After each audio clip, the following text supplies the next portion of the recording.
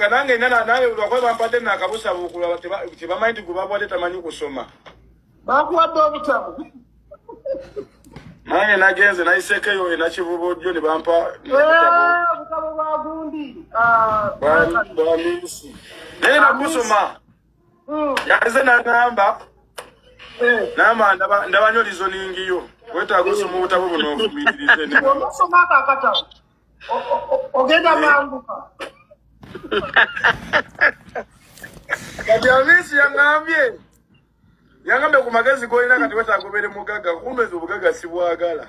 Era we naye ukanyite naye. Ukanyite naye. Ebira natali tutwale tubyokete bulungi. Kati kimeko okolera ki? Sente zokola zonna obugaga tubagala okolera ki? Anze ndiwo kunyumirwa bulamu mwana. Alo bugaga ononyumirwa otyo obulamu nga tolina sente. Chimeke ate investment zokola. Chimeke ate investment zoli mukola uzikolera ani? Investment zozo. Ndiri wangeriwa. Abana ku TikTok balaga investment zo mu Chimeke yazimbye nyumba, Chimeke aguza amamotoka Chimeke. Agaliwa. Abana ku TikTok balaga Chimeke yazimbye nyumba, Chimeke ina flat, balo flat jibatekawo juice. Soko zibuze pasa bayimbide banga flat investment zabwe ziriwanga tunaba kumpayirize ndongo teri mu sente munte munesi babo.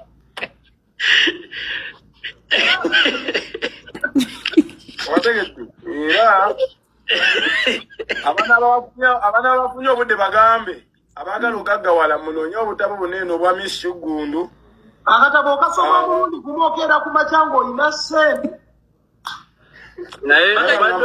Reason without what? Kaina title nungi. Reason without something. Jera video. But reason without what? Reason as the world masterpiece. Okay.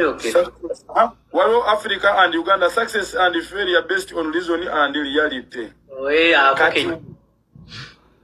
Njafuna akadde era busoma kubamba mbanga atandikisa bwento ogenda okusoma omuzimu ne gungamba why.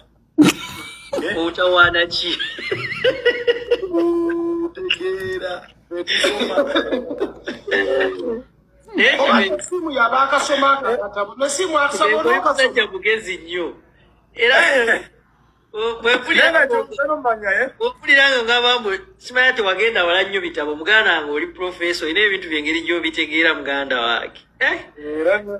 Okuteeka point nkategedde kabadde kazibu. Abaana wera basi sharinga onzomanyi bara juzi wali omwana ofaani we yasharinga flat bwe flat ya Chimeke nengamba ye muganda naye gwe ati nemwe mubeere mwana sibagamba tugembuzi omuli sengo mama mbituka ndi bawoza mwana Chimeke tuwe kusiri nembuza simcheke ziri atukanda mwezi okwache muko achinyamba zingamba denjanyo okweraga nti nno nina munga abalala nga tesina okuletera bambi nfukamidde nga mbasaba emuddamu kunvimbisa ku bitali byange ndi musajja munaku alino mayizi manye naku yange era nalaba fulati nekyarega Chimeke nno era nobera ngomanyi wakubeera nga nze lwakuba ekirungi ekiro Katonda kyampadde kiri kimu ti appointment esingala nka nisobola okusinkana abagagga nenyuma ebyesiru nga tebanzoleya